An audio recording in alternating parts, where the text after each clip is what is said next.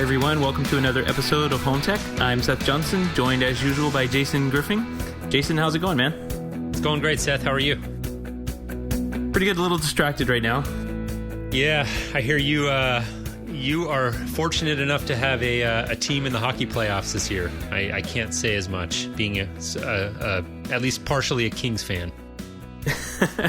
Well, yeah, I've been a bigger fan in the past, but this year I just kind of have been way too busy to catch most of the regular season, and now that the Lightning is in the playoffs, I'm getting some hockey time in. So, and it's good because just in time of getting a new TiVo with all these fancy like streaming features, I can sit in here, record an episode with you, and watch the hockey game on my phone.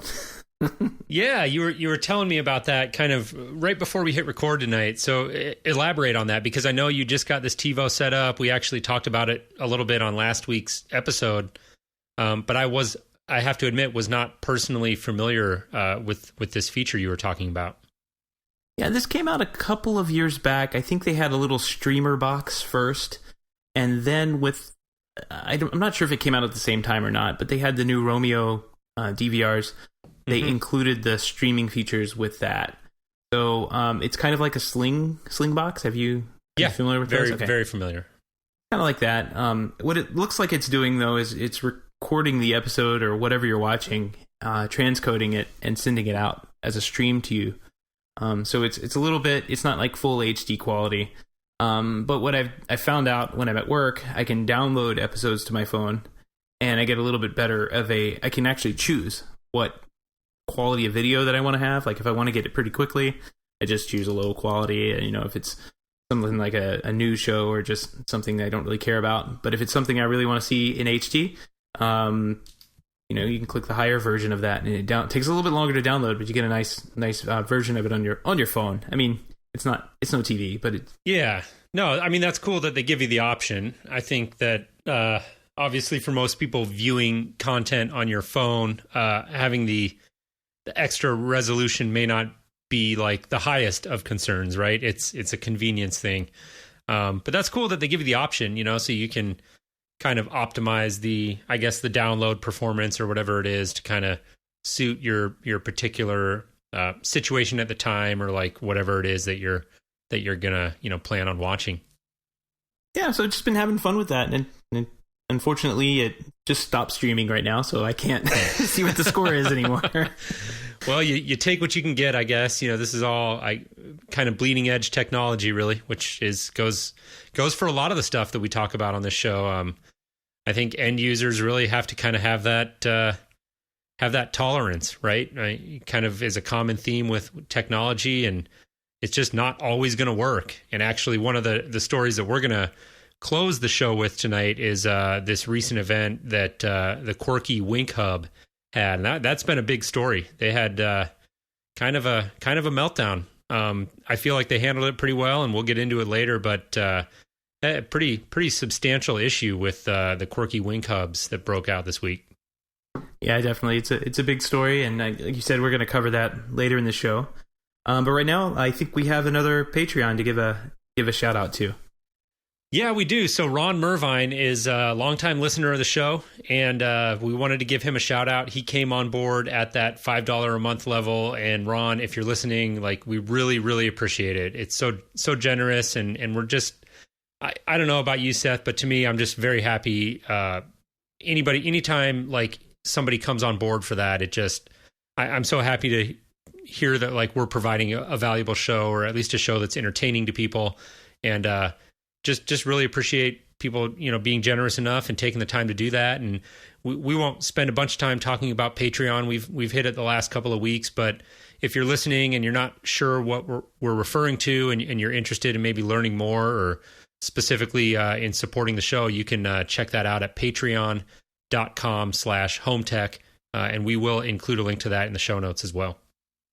And absolutely, and I always say, if you can't give anything, and we completely understand, but just run over to iTunes and toss a couple of ratings up there, good or bad, doesn't matter. But that's how people.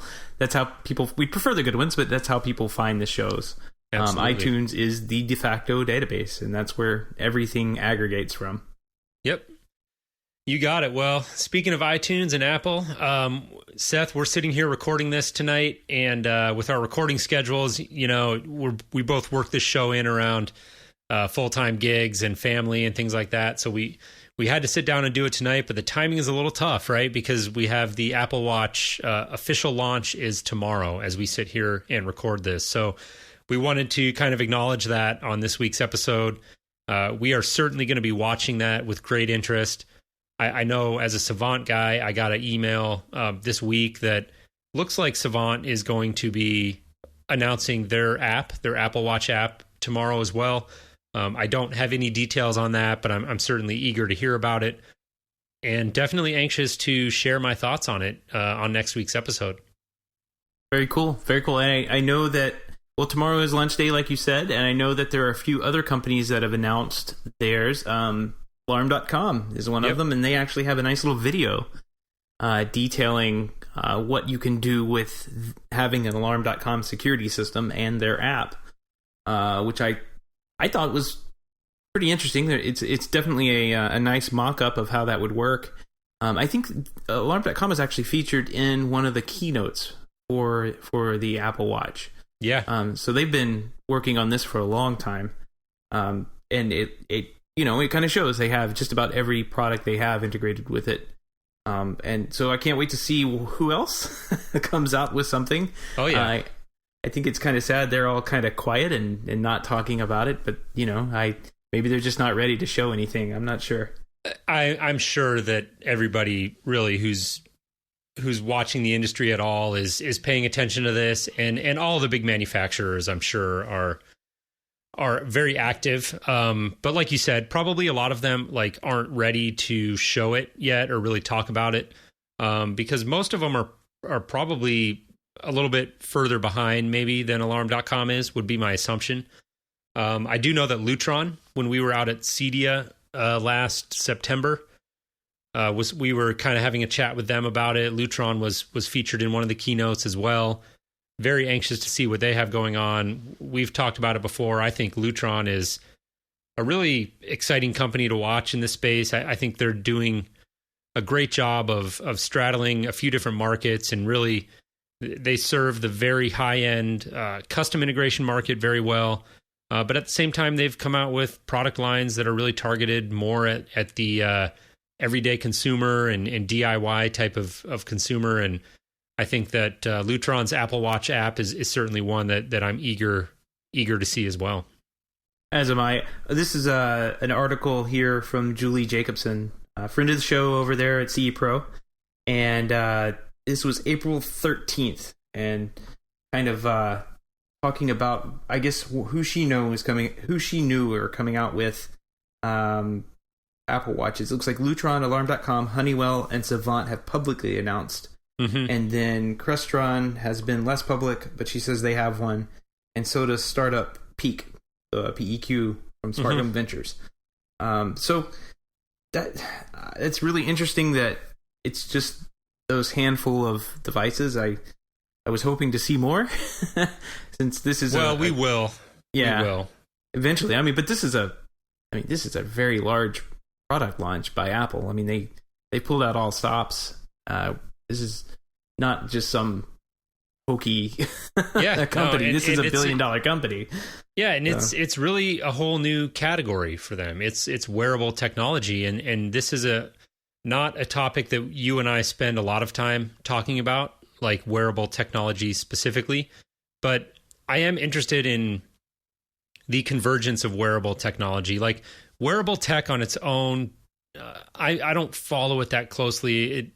I think it's interesting, but it doesn't hold my attention all that much. But where it converges with the smart home and home automation, I find fascinating. And I think gesture-based home automation control is something we're going to see more of. I don't know that specifically ties to the Apple Watch, but wearable technology in general. I think this is a huge opportunity for smart home companies to integrate with this product. And just kind of ride that wave the same way that the iPad really changed the game in home automation, especially in the professional market, for companies that were producing dedicated touch panels like Crestron and Control4 Savant even at one point was doing them. The iPad was a game changer, and I think that the Apple Watch is going to be as well. It might take a little bit more time for it to kind of take hold because it's not coming in and replacing a current technology. Like when the iPad came in, it basically came and for a lot of people, it replaced a dedicated touch panel. There's not an equivalent to the Apple Watch currently in the market. Right? So this is kind of a whole new thing. It's sort of uncharted territory. Well, you're going to get those Android guys all mad at you here at this point because they're flipping out right now going, oh, what about the Asus thing and the Moto 360, which is a beautiful piece of equipment. Right. But let's not kid ourselves. The Apple Watch hasn't even shipped. They're sold out already to June or July. I mean, they're going to sell a lot more of these than any one of those, and maybe every one of those combined in the next couple of months before Christmas. And well, this is a big product. I mean, this will be, like it or not, this will be the standard of how this product operates and is expected to operate. Very true. And, you know, I don't know. I just was hoping I'd see more of these devices come out. But I was listening to a show, I think, well, I will probably get into this a little bit later, but Mike Wolf was actually talking about it on a show that he was hearing that the people with HomeKit were going to be releasing their products around WWDC, which is going to be later this year, June, July, that time frame. Mm-hmm. So we may have more news to talk about with Apple at that point, but I was hoping day one we would see quite a bit more of, you know, manufacturers that you and I deal with on a day-to-day basis have an Apple Watch app ready to go. Yeah. Well, I mean, just to get to your point about, yeah, there are smart watches out there already. There's a lot of wearable tech out there already, but there were also a lot of MP3 players out there before the Very iPod. True. Very there true. There was smartphones out before the iPhone, and there were tablets out before the iPad. But when Apple does something, whether you like it or not, you have to acknowledge that it changes the game. And the Apple Watch isn't going to be any different. So I'm anxious to see what happens. Like, we don't have to spend any more time on it here tonight. We definitely want to share our thoughts next week, but I'm just excited. You know, we know a lot about it. Obviously, it's been publicized very well, but tomorrow's the official launch. So this is where the rubber meets the road, and I'm curious to see how manufacturers adopt. So you said, I guess, previously in this conversation and before that you're not too interested in this product, but are you going to get one maybe down the road? I'm not gonna pull the trigger right away. I don't know. I'm curious to hear your thoughts on this as well. I've never really been like a Gen 1 early adopter tech guy. Like I'm on the early side of the curve, obviously, because I'm into the smart home and DIY stuff, and we're still in the early adoption phase of that. But I just personally, I don't feel compelled to go out and buy version 1 of this product because I feel like there is always an exponential leap in quality from version 1 to like version 2, and usually alongside a substantial drop in price. Right. Well, not with Apple, but fair enough. But I pretty much in agreement with that. I think this looks like the product they had to ship, and I think the Gen 2 product, Gen 3, are going to look amazing.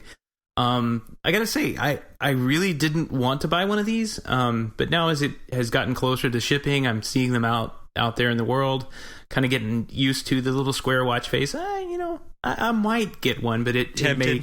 Yeah, I don't know when this next one's going to come out. So, it's like, do I buy it now? Do I buy it later? They're already not shipping till like June, so that's half the year gone. So I just want one or two of my clients to buy one, so like I can see it in action. We can live vicariously through our clients, or more cynically, like they can be the guinea pig, right? Absolutely. But no, it's an exciting product, and I'm anxious to see kind of how people in general, of course, take to it. But yeah, I am very curious to see how long it's going to be before my clients are coming to me saying, "Hey, like, what can I do with my Apple Watch? How does this tie in?" And I don't think we're very far from that. No, I don't think anybody spends northern of $300 on a product that integrates so closely with with technology and is not going to expect that device to work with your smart home. I mean, exactly. Yeah. So let's talk a little bit about the that smart home show that Mike Wolf and Richard Gunther were on, talking and continuing the great Dash debate. The dash button debate, yes. I have to be full disclosure. I have to be completely honest. I'm way behind on my podcasts, and I have not heard the episode as we sit here and record this. But you were kind of filling me in that I guess Michael Wolf and Richard Gunther, both very good friends of the show, joined each other on Mike's show, the Smart Home Show, over at which can be found at the Technology.fm site, and I guess we're kind of chiming in on the dash button debate that you and I have been having, and we've sort of been talking about the dash button and Amazon DRS, which is dash replenishment services. Like, are these really smart home products, or are they just kind of like buttons that make it easier to buy stuff? And so we've kind of been having that debate, and obviously not something that we want to rehash completely. People can go back and listen to the episodes from the last couple of weeks if they really want to dive into detail on that. But I know, Seth, that you listened to the episode, and I'd be curious to hear your thoughts on it. Yeah, it was just actually right before we sat down when I was driving home. Happened to be listening to it and heard them giving us some shout-outs on their show. So I wanted to make sure that we talked about it. It's a great show anyway, because not only did they talk about Dash and DRS, but they talked about Amazon Echo, which I'm getting next week, by the way. Yes. Oh, yes. Very exciting.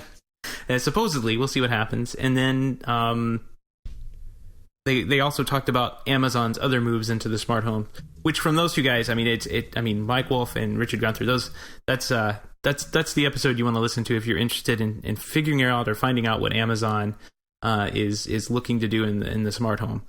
Absolutely. But yeah, no spoilers, but one of them agreed with me, one of them agreed with you. So the great debate continues.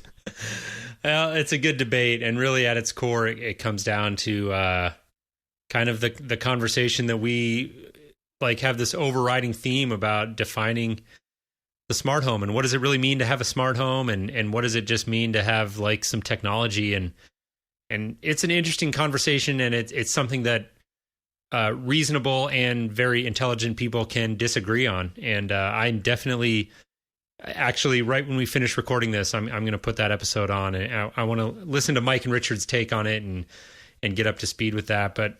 But speaking of, sort of defining the smart home and what does it mean to have an integrated home, as we sit here and record this again tonight, last night was Control4's Live Smarter event, where they did this live streaming event.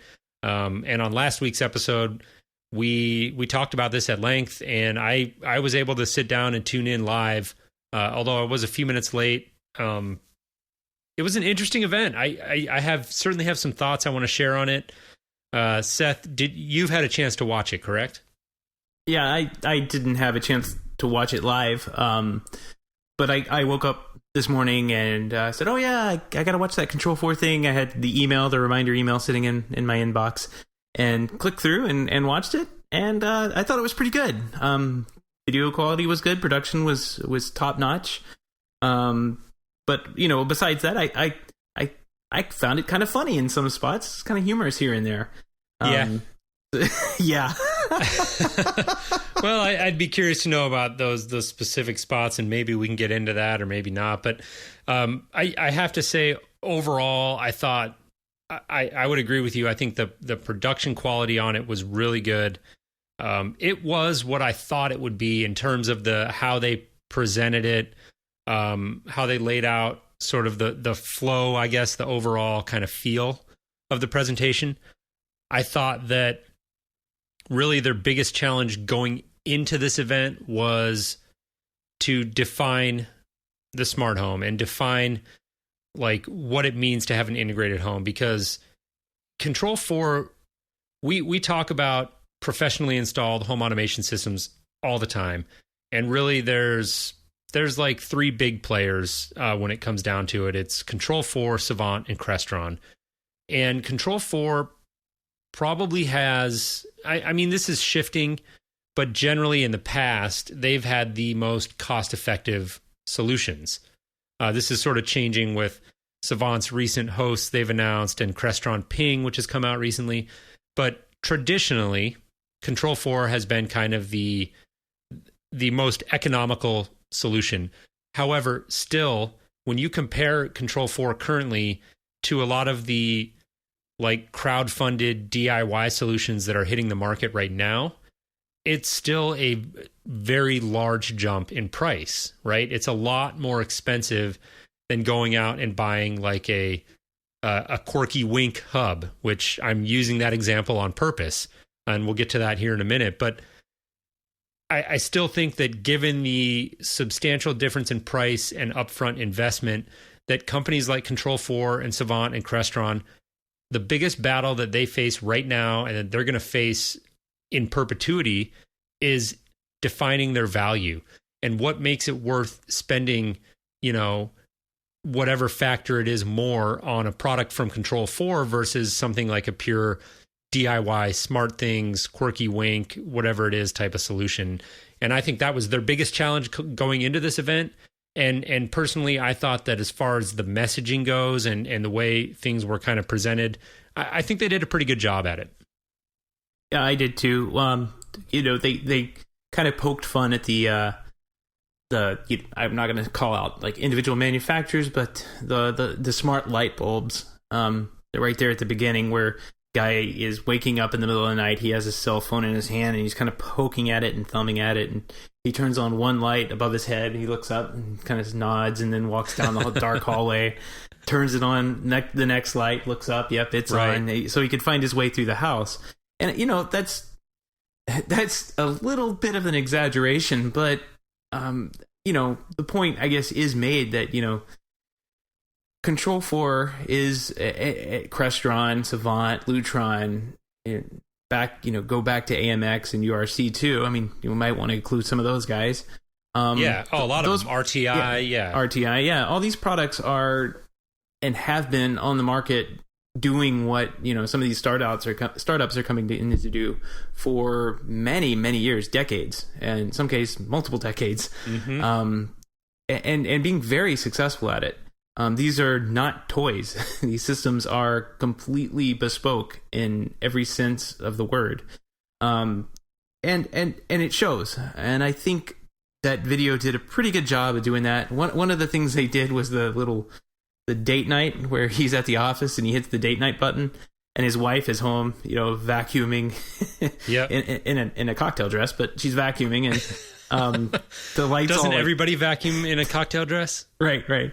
I'm gonna get told it's not a cocktail dress, But this isn't a fashion show. The lights like turn off and the music comes on, the fireplace kicks on, and like this disco ball comes down, and she's just sitting there like, what is going on with my house? Mm-hmm. And one of the sales guy at the office, said, "Oh, that's a service call right there," which I thought was funny. But they got the point across. You can execute remote events and have all these things automatically do what you want them to do. Right. But and the remote. Go ahead. I got one more point on this. The biggest thing that I see that was missing from that conversation was how to do all of that, because it assumes that you have a dealer involved with that type of programming, and I'm going to assume that most dealers aren't setting up date night programs for their clients. I think that's something best left for the client to do, and I really wish that all of these companies, Control 4, Savant, Crestron, really buckle down and try and figure out how to enable their absolute end users, not necessarily the dealers as their customers, but the absolute end users, to put together that type of programming and that type of scene automation. Configuration. Yeah. I mean, it's got to happen. Yeah, and we're seeing it more and more. I mean, this was one of the trends that we talked about on our 2014 wrap up, and one of the big themes that we hit a lot during our CEDIA wrap up after the show last September, is this idea of empowering the end user, and how DIY products are really built from the ground up with the idea that an end user should be able to configure the whole thing, because to them, it's a no-brainer. Like, it has to be that way. And for companies like Control 4 and Crestron and Savant, it's a big challenge because that's never been their business model. And so to kind of make that shift and give more power to the end user, I don't think it's something that they're worried about from like a business perspective. I just think it's a technical challenge for them to kind of retool the way that their apps are done and the way that the software and the architecture is set up to give end users more power and more ability to sort of configure those scenes. And I think we're getting off on a little bit of a tangent, but it all ties together because really the whole idea of being able to configure a scene, and to come back to the example that you used, like a date night, is that you've got one system, one interface that can basically go through and talk to all of these disparate systems in your house, these silos. So you've got your lighting, your climate, your music, your video, your shades, whatever it is.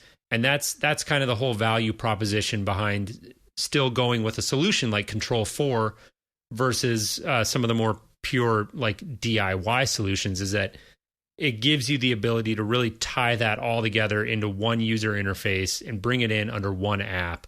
And in particular, this is still really like the domain of traditional companies like Control 4 to tie that in with entertainment, right? And to bring the audio and video in under that same roof. You're seeing a lot of products come out right now that can do lighting, shades, security, maybe even like climate, whatever it is. But to bring in your entertainment systems, your audio and your video, right now, it's still really the domain of companies like Control 4. And they certainly are not oblivious to that. They went out of their way to point that out in the presentation last night, and I think it was wise of them to do that. Yep. Well, overall, I think it was a pretty good showing, and I think, like you're saying, I think all the points you made are absolutely valid. But I really wish it was here sooner, because I think more people would see more value in the systems that we put in, where they control absolutely everything. Right. If they could actually get in there and kind of fiddle around without having to call us to adjust a scene somehow, Yeah. Yep.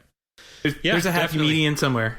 Oh yeah, for sure. And no, I think it's all trending towards what you're saying, like empowering the end user, I think is a big theme we're going to continue to see.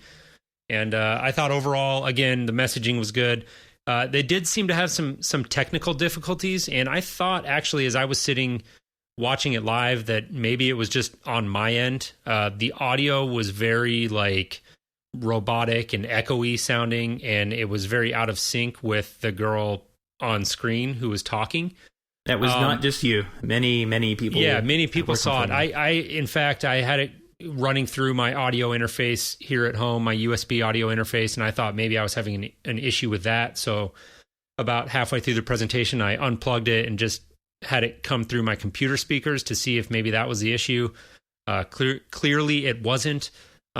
Richard Gunther, again, to come back to him, sent us an email last night. I still got to get back to him, but he pointed out that he was having the same issue, and that was when I realized for sure that it was not just me.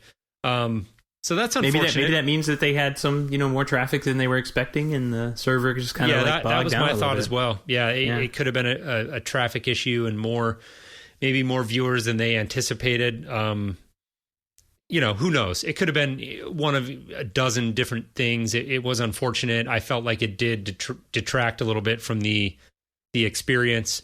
But again, I thought the messaging was there. I thought it was very well done. And you could tell that they put a lot of work into it. So I commend them for doing that. Certainly couldn't have been an easy thing to put together. And I think overall they accomplished their mission. Well, companies that have not accomplished their mission this week, Wink, totally offline. Yes. Crisis for them. Like this must have been what I kept thinking of was the people working there and how horrible a week this must have been for them. To just be working at that company. And, I'm sure overall it's probably a great place to work, as a lot of these young tech startups are, but gosh, this must have just been a nightmare. Yeah. And Wink is part of a bigger. I think it isn't part of GE or something like that. Yeah, and they're sold through Home Depot. This is a pretty big product. I think it's one of the biggest DIY products out there, simply because of its mass market appeal. There, sitting there right there in Home Depot. But what happened was that they were securing their system. They had secured the Wink hub that's out there, and they put this is kind of getting technical, but bear with me. There's a little thing that that your web browser uses, that the internet uses, called a certificate, and that certificate basically is a signed document that lives on your computer and a remote computer. And when those two documents match up, then you're talking to the right person. And so for security, that's very generalized, but just follow me. I'm glad you're explaining this, because I have to be honest, I don't, far more than I do. So I'm sure there's plenty of listeners who are in my same position and want to know a little about this. Well, this is pretty interesting, because they were doing all the right things. But the problem was the piece of paper, the little certificate that they put on the hubs themselves, has an expiration date. And so once that date came and went, and they didn't update those hubs, that expiration date, the hubs were using old certificates. And so they're trying to talk to the new servers, and the servers were saying, no, we don't know who you are. This isn't a secure connection. And it kind of goes both ways at that point. It's very, very technical, but the hubs were saying, oh, this isn't a secure connection. I'm not going to connect. I'm connecting to a server I don't know. So the whole thing gets shut down at that point. Right. So my question, before we go any further, because this got a ton of coverage, and I was reading a bunch of the stories, and I was actually hoping that somebody would explain it in simple terms, like basically the way you just did. I kind of understood that intuitively when they said, okay, it was a certificate error or a bad certificate. My question is that I couldn't seem to find the answer to is, like, under normal circumstances, this is something that could have been avoided. How? Like, basically, do Quirky's servers go out and update the certificate under normal circumstances? Like, how does this, like, where was the screw up, I guess, is what I'm trying to figure out. That's it. They forgot. I mean, a year came and went, and they were probably busy doing other things, and somebody looked up and said, somebody didn't set a reminder on their iPhone or something. That's pretty much it. I mean, that's how these things happen. They happen all the time. I've seen them happen to banks. I mean, I've been to, I remember going to Bank of America once, and the certificate for Bank of America had expired. Wow. It's like, well, what do I do? This isn't a secure connection anymore. Now, your web page will automatically load up because your browser will fall back to a least secure connection. And you'll see things on there, but the certificate, the little lock that you see up at the top, won't be on there. And this is kind of the same idea. They just want to make sure that their hubs are talking to their servers, and no middleman get in between and can control your house or unlock your locks. It's a really good way to do it, but they didn't get out there and update the certificate for another year or 2 years or whatever, however long they want to put a new certificate on. Yeah, and I mean, it's human error, right? Yeah. It's just purely human error, really. Exactly. But they do have two really good methods of updating this. The first one, the first one is really bad. They send you a box to your house, you pack it up, ship it to them, and they update it and send it back as fast as they can. The other update they have is kind of a clever hack, really clever hack. But you have to make some technical changes to your router. You have to go into your router and change the DNS servers over to some numbers that they give you.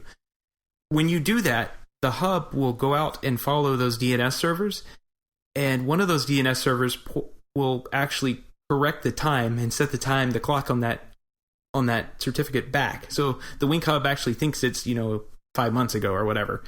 It'll download the new certificate and you'll be updated. And then you can go back into your router and change those numbers back and you're good to go. Wow. But that's a really clever hack. It's just a little more technical than I think most people who probably got these at Home Depot were expecting to have to do. And that's why they're offering the box and, snail mail shipping. Right. I think that, it's interesting. I mean, to tie this back to what I was referring to with Control 4 and why, maybe you still pay a premium for a product like that versus something like the Wink hub. you might not want to do this stuff yourself. Like, there are a lot of people who might be perfectly okay with the functionality of something like the Wink Hub, but they're still willing to pay a premium for a product like Control 4 because it's dealer installed, dealer serviced. If you go out and you buy something like the Wink Hub, it is a DIY product. Not only that, it's a very inexpensively priced product, and it's a very new technology. And so you have to understand what you're buying. And part of the reason why you're getting it at the price you are is because it's bleeding edge technology. And so the whole takeaway to this story for me was like, you know, nobody died, nobody got hurt, right? Presumably this was just a minor inconvenience for the vast majority of people who were affected by it, but it could be very annoying. And we're all very busy. Everybody is busy. We all have lives that are full of stuff to do.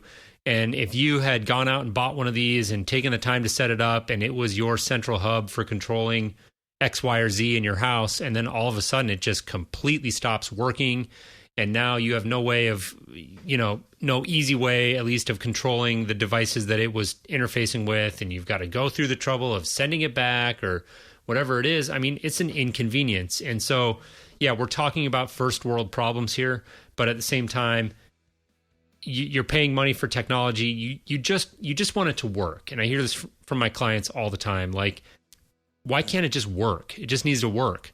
And unfortunately, with technology, it's just not that simple. There's just too many moving parts. And I think that overall, the consensus has been that Wink has handled this very well. They've certainly gone out of their way to try and make it, well, I shouldn't say gone out of their way, but they've certainly done everything that they can to try and make this as easy as possible for their consumers. They've been very forthright. I don't think they really had a choice once it came out, like how this happened. There was really no hiding behind anything, right? This was purely a mistake and an embarrassing one, and they've admitted that time and time again. Everything you read, they've acknowledged that. And personally, to me, I think that's admirable. Own up to your mistakes, do everything you can to fix them, and then move on. So I'll be curious to see how Wink comes out of this. Yeah, and positives about this: the security works. I mean, yeah, it's a secure system. Yeah, it did what it was supposed to do. It was the human error. Absolutely.